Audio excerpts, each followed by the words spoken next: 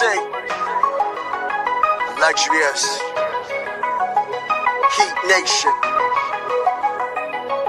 yeah, Mercy and Lago, down to Biscayne, yeah, 5 on the floor, ride for my dogs, where here's the thing, you can check the score, hustle hard, couple scars, wearing bubble frogs, down to Biscayne. Kept the flow playing, got it all banned. Y'all seen the block, stop with one hand. And Pat we trust, Inspire have the guts. We're here to bring the heat, y'all can hang it up. Welcome to 5 on the Floor, a daily insider show on the Miami Heat and the NBA, featuring Ethan Skolnick, Greg Sylander, Alex Toledo, Brady Hawk, and others from the 5 Reasons Sports Network. Also, make sure to subscribe to Off the Floor for the most heat anywhere.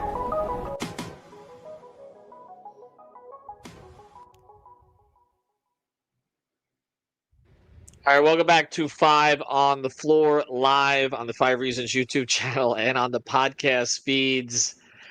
There is a plague upon the Heat's house. That's where we're at right now. For the first time in the last 3 games, the Heat and Detroit did not go to overtime. Erik Spoelstra did not use a timeout that he doesn't have. Jimmy Butler did not play the best game that he's played the entire season, and it didn't mean anything. No, this time they lost on a 3-point bank shot by Cade Cunningham. I'm Ethan Skolnick. You can follow me at Ethan J. Skolnick at 5 Reasons Sports. I got Greg Sylander. You can follow him at Greg Sylander. We got our guy Geo Valdez. You can follow him at Coach Geo _, right? I got that correct? Did I get that? Yes, I got that right. All right. Geo's been part of our coverage lately, and we're introducing him on the post-game show on this fortuitous evening. For some of you are probably pleased the way this played out because you're rooting for the Heat to lose, but does it really have to be so painful? We have Alex and Brady at the arena. They'll have their coverage on our Discord. Make sure you subscribe to Off the Floor, $2.99 per month. Link right here in the description. And you bypass the Apple upcharge if you go there. I'm reading some of the comments here. We'll put some of these on because we are live. Tank season is on. Keep losing. What a season. Make this season go away. We'll get to the player of the game and all this, but let's just talk about, and the play of the night is obviously going to be the last shot. You know what? Let's just do that. Can we roll the play of the night first this time, Greg, and we'll get to Absolutely. Let's get right to it. All right, let's get right to it. And now it's time for the X-Ray of the Play of the Day, brought to us by our friends over at Mobile C-Arm and Staffing Services. Nelson and his team will bring the X-ray equipment and the staffing to you if you work in a hospital or a medical office. Get a consultation today at c-armandstaffing.com or give them a call at 561-891-9620. Their fleet of trucks at your service. Again, it's Mobile C-Arm and Staffing Services, 561-891-9620. And now, the X-Ray of the Play of the Day. All right, so let's take you to it. 5 seconds left. Detroit inbounds. Bam is guarding Cade Cunningham. You put your best defender on their best player. Cade gets to it about 35 feet, hurls it up, and it banks it in. That is just a synopsis of the season. And again, we talked about the other 2 Detroit games and the fact that those should have probably been wins at a time when the Heat actually had hope this season and Detroit did not. But Greg, let's go to it at the end. People are going to focus on the last play, obviously. Tyler had a couple of free throws. I thought they got out of that he made. I thought they got out of some complicated offensive situations where the spacing was terrible. But to me, the reason that game was even there for Detroit to win was that he couldn't grab a rebound late on the defensive end. And, they're playing small otherwise, but the whole point of having Bam with Ware out there is you should be able to grab a rebound. And we talked about the growing pains with Ware, and I want to go back and look at some of this specifically, and I'm sure Brady and Alex will do some of that as well. But they couldn't get a rebound. Detroit kept getting second chance opportunities, and Miami, I think, finished with 18 points in the fourth quarter again, something like that. They had 93, 20. I mean, they got 20. Do better, but that's the issue. Like, they get out-rebounded by 10. They gave up just down the stretch here. They just start to crumble. They didn't make plays. And then when you're talking about 20 points, that's not going to get it done in this current NBA. Like, even against the Pistons, when it becomes a rock fight, this game really is like a soul crusher because there was a lot of positive that had happened. Bam in particular looked good. Tyler had his moments. He kept them in it late. but it's the same old song. And fans, I know that there's a lot of fans that want the Heat to maybe lose for draft positioning, but this team is trying to dig themselves out of something mentally that transcends like draft order and the things that people who don't, I guess, always remember that these are human beings, and they're trying to get the hell out of this hole. And tonight was an opportunity to do it, and then they get their souls ripped out.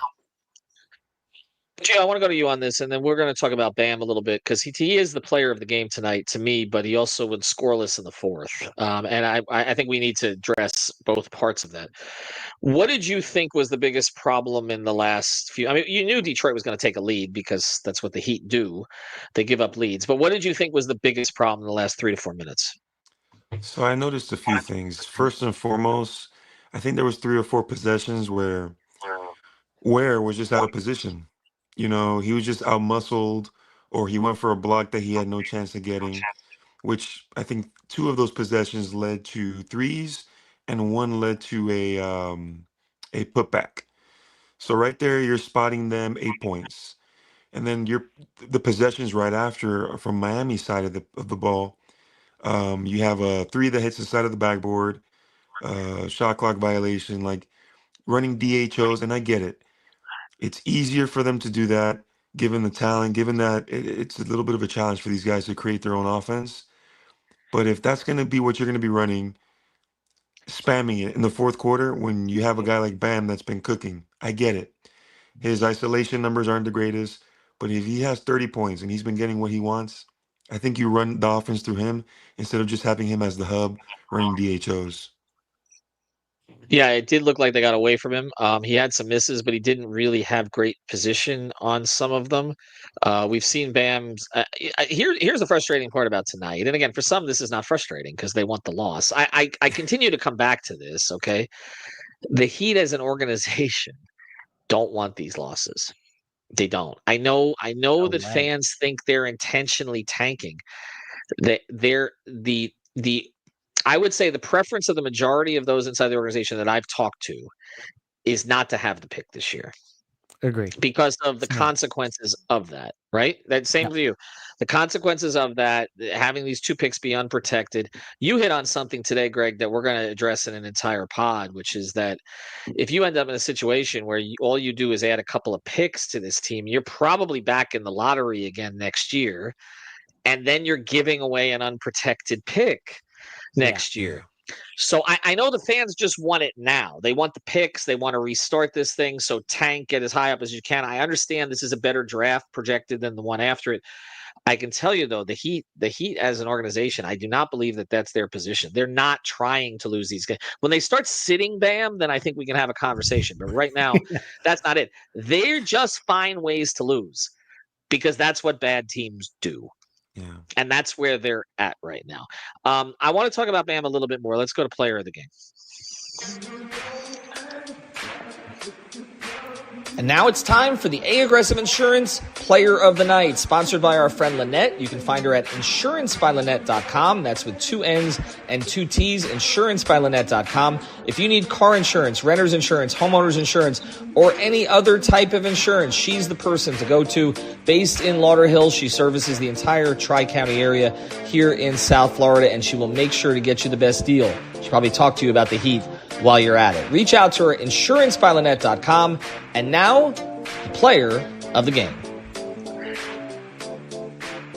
I mean, we just talked about Bam. And again, I think this is where I'm at with it on him is this, okay? There are going to be some games where he's in a flow. We've seen this at times, particularly since the All-Star break. But there's just not this connectivity to keep it going for an entire game. They can't. Either he can't or they can't play through him for an entire game. And I think Geo hit on some of it. But I want to get into another player here because we've hammered Rozier this year, okay, and this was not his fault. He was not on the court. We've seen some games like this. What's Jaime doing? Oh. What's he doing?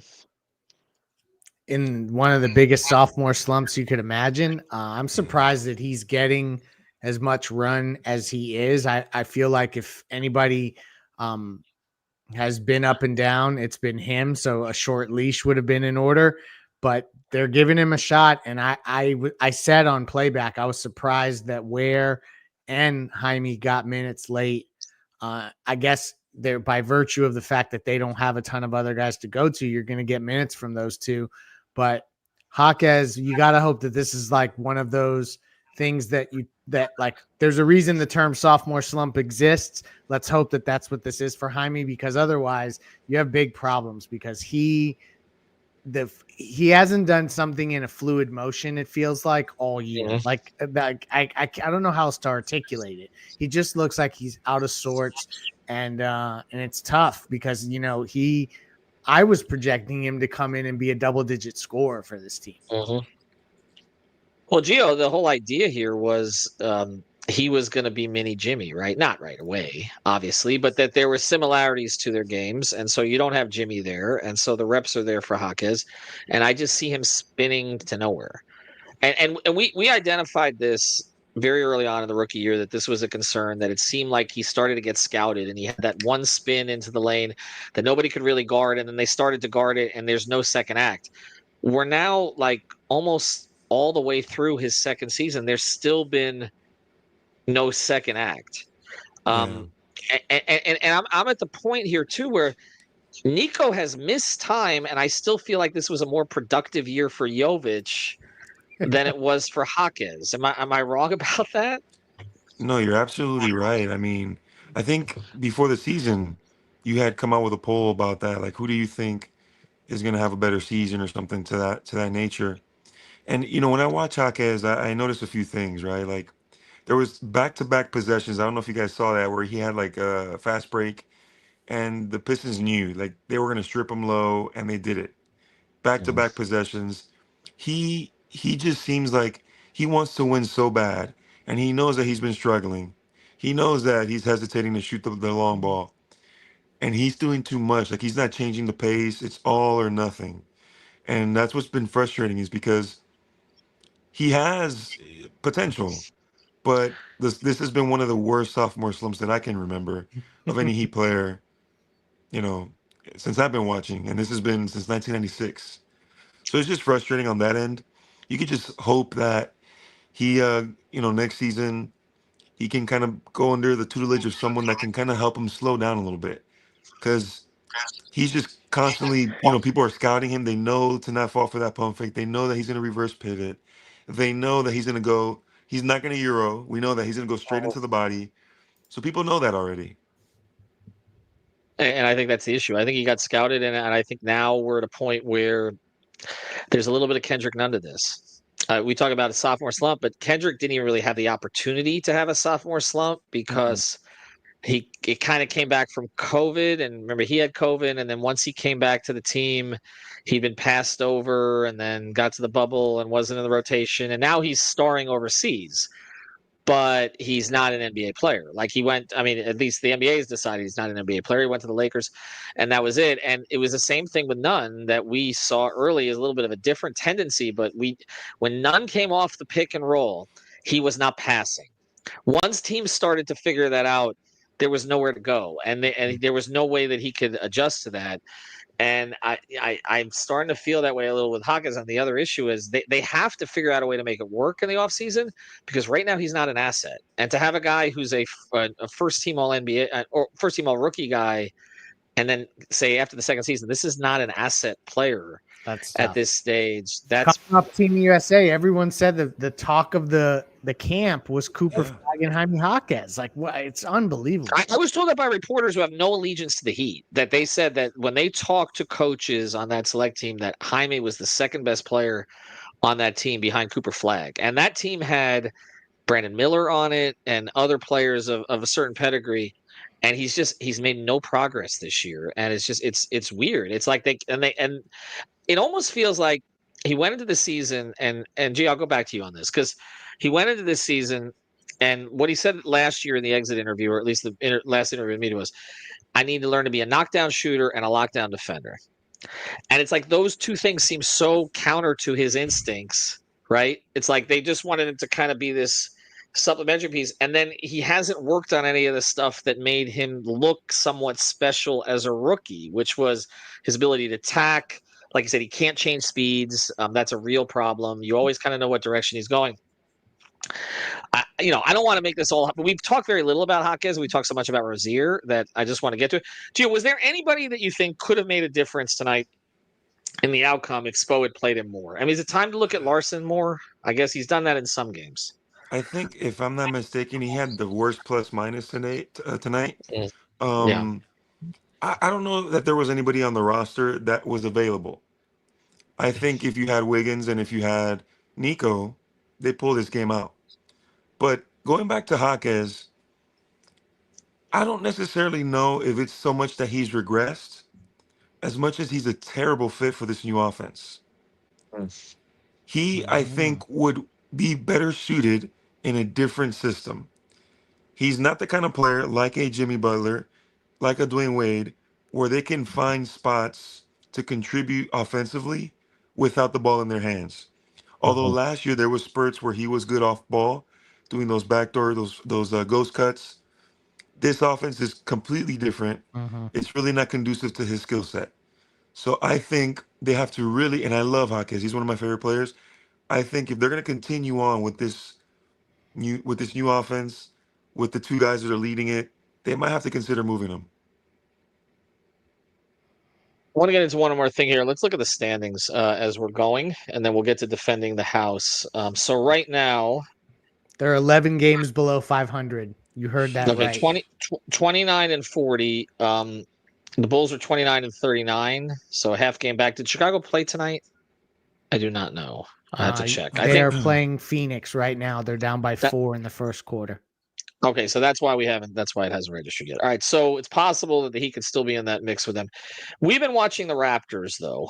The Raptors are now officially in the 11th spot, 24 and 45, 5.5 games behind the Heat. We've been talking a lot about the schedule and kind of where this thing goes. You've got Houston coming in here Friday night. I don't think that's a team that the Heat are going to compete with very well. I don't think that's a good matchup for them in any way.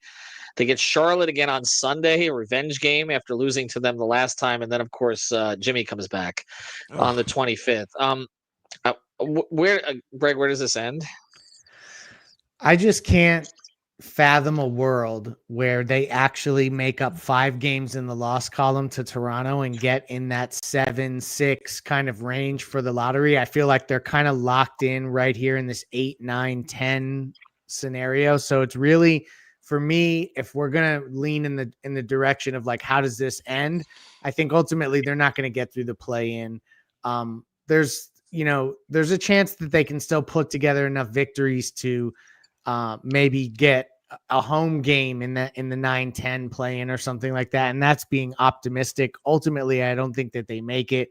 And so you really are watching San Antonio and Chicago. This is where I want to end, because like those are the teams that they're going to be jostling with for position. And if you do want them to have their best lottery odds, you need San Antonio and Chicago to win games while Miami loses. Well, San Antonio is winning tonight, right? Isn't San Antonio up big? I think the last time that I saw that. I mean, again, you would think that they would be going the other direction here, but they got Fox out and they've got Wemby out. They beat the Knicks 120-105. They're playing hard. I mean, and again, some of these teams, people are mentioning Toronto. We would think they would make a push, and they do have their own pick. That's the first thing. Toronto does own their pick this time. Masai has typically been okay with them sort of pushing towards the finish line in the past, but they're sitting guys lately, which is a point that some of them have made here on the stream. Gio, I want to ask you, because we have to after every game, what did you think of Herro late tonight? So people think I'm a Tyler hater. I'm not. I'm just not. I'm not a fan of his decision making. I don't think he. If you can't consistently get by your man without a screen, I don't think you should be the guy. That's just my opinion. And he didn't do terrible today. Like, he knew he was not going to get by Jalen Duren. That was a nice wily veteran move, got him up. But there was just a few decisions that I was not very the DHOs. I'm not a huge fan of that in the last 3 to 4 minutes of a game. I think you have to go to you got to go mismatch hunting, You might have to do pick and roll, even though the DHO is a form of a pick and roll. But they're just going to switch that at the top. I'd rather they do a pick and roll where you can get Bam sealing somebody smaller, pray for a double team, and get an open shot. Tyler, I don't think he was terrible today at the end, but there was like 2 bad decisions where I think he shot an air ball and then he shot like a fading, that side 3 Yeah, the going side to the one was corner. the corner one, and that was early shot clock. I understand sometimes that he's looking around and saying, "Well, nothing else is happening here," but I Yeah. hate that shot. I hate that shot, and I guess it comes also. I'll throw it back at you, Gio. What's the bigger problem for him late in games? Is it, and he did get to the line once at the end of the game where he got fouled when he went up and he did make the 2 free throws. So give him credit for that. Is the bigger problem that he needs a screen and they have to run something specifically for him, or is the bigger problem that he doesn't get to the line? Because I feel like it's the latter. Actually, I feel like you can't have a closer who can't get free throws. That is, and again, people say I blame Jimmy. This is what Jimmy was great at. Jimmy had the ability to slow the game down, allow their defense to get set because he could get to the line late. They don't have a guy to do that. To me, that's the bigger problem. So there's an exception to that, and this is a crazy exception. Steph Curry doesn't really get to the line as much these days, but he has an elite skill set, Yeah. right? You got to be Steph. Yes, like you have guys that don't necessarily get to the line like a Jimmy Butler, like a Giannis Antetokounmpo, but they can get whatever shot they want, and Tyler can't do that. So I would say it's not so much the free throw line; it's the fact that he can't get by his guy, because we saw like Trey Jones was getting whatever he wanted against us. And he's not particularly a guy that's going to get to the line, but he can get to the bucket without a screen, right? So I think that's a bigger issue. Needing Bam, needing someone to set a screen for you because you're just going side to side instead of going forward. Now, there's moments where he can do it. There's moments, but against a Drew Holiday, against a Amen Thompson, he's not going to be able to do that consistently. All right, let's get to defending the house, and I want to take that a slightly different direction here.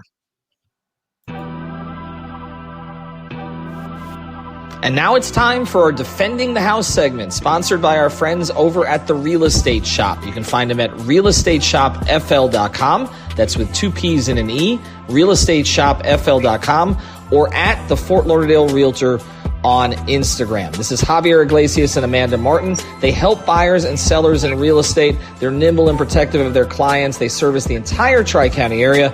That's Miami-Dade, Broward, and Palm Beach counties with a proven on-market strategy. The Real Estate Shop sellers earn the most money in the shortest time frame because Amanda and Javier have a deep understanding of the local market. So check them out. Again, it's at the Fort Lauderdale Realtor on Instagram, realestateshopfl.com, or give them a call at 954-268-9812. And now, who defended the house?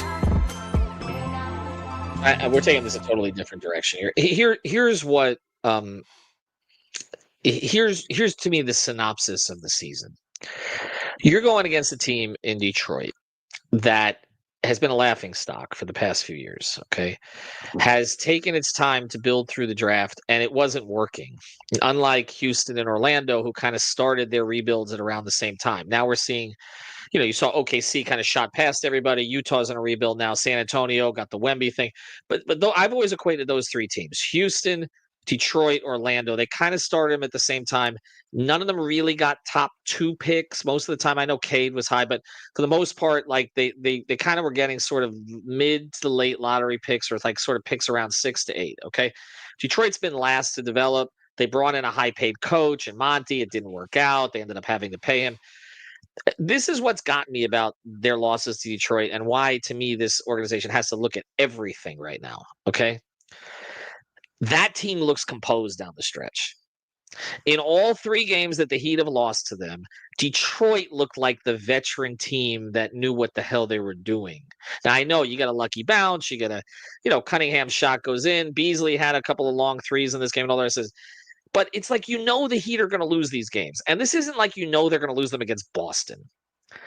They're going to lose them against Detroit. And it hasn't just been one person. Spo lost his composure in the one game and called a timeout that he didn't have. They got an elite. Who are the 3 players they were counting on before the year? They got an elite Herro game, 40 points, lost. They got the Jimmy game of all Jimmy games this year. His Triple-double last with great 30 game in Miami. Last great game, and lost. Tonight, they get Bam with 30 through 3, and Tyler playing well, which that's the first time that's happened. The two of them have both clicked on the same night and still took a lead in the fourth and lost. This has been a total breakdown in resilience and composure this year. It just is. And again, a lot of that can go back to the Jimmy situation and what he provided for them, and they haven't found a way to replace it. But they can't look at this roster and say, these guys are going to figure that out. It's not in them. No, it's not in them. If this is because happening even Spo was out of answers. He was saying pregame today, we've tried everything basically. Right. And this is, again, I'm not going to discredit what Detroit's done this year because it's a great turnaround story. And credit to JB Bickerstaff, because you look what's happened in Cleveland. All they really did was replace the coach. I mean, other than get DeAndre Hunter during the year, and they've taken off. And the coach they replaced was Bickerstaff, and yet Bickerstaff has gotten this Detroit team to play his style. So every coach, different situation, it may work out for him. And I give them tremendous credit. But the fact that the Heat are in this spot where they can't close a game against the Detroit Pistons, it tells you everything about the season. All right, Gio, go ahead. You close. You close on your debut. The guys that we're relying on to be our 1 and our 2 are really 2 and 3s. You know what I mean? So that's part of it. But also these other teams that you're referring to, they've grown together. They've built together as the 1 and the 2. You know what I mean? Mm-hmm. And then they had a culture shift. They had Cleveland had Donovan Mitchell come in. Detroit had Amen Thompson come in. They had a few other draft picks come in, Holland come in. So everybody kind of knows their role. I think, they're kind of set in their roles. Whereas Miami, we have a guy starting one day and then bench the other day. There's a lot of I guess uncertainty when it comes to people's role and what they got to do. So I think next year they will be a better team because they'll have that year under their belt. They'll have the experience. Hopefully, for the first time in 7 seasons, they could be healthy. But we'll see how that plays out. 9-game losing streak. Greg, we've got Brady and Alex will be there Friday night as well. I might be there too. Houston coming in, could get to 10.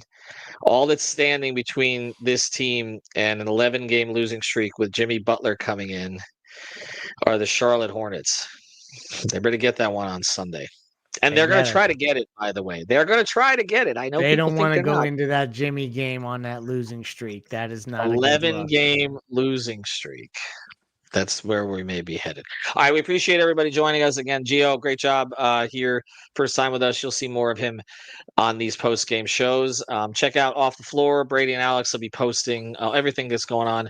But I have a feeling these quotes from the players are just going to be more of the same. And, it's just we can't catch a break. And we just got to keep fighting through it. And it's beauty in the struggle and something beautiful on the other side. Have a good night, everybody.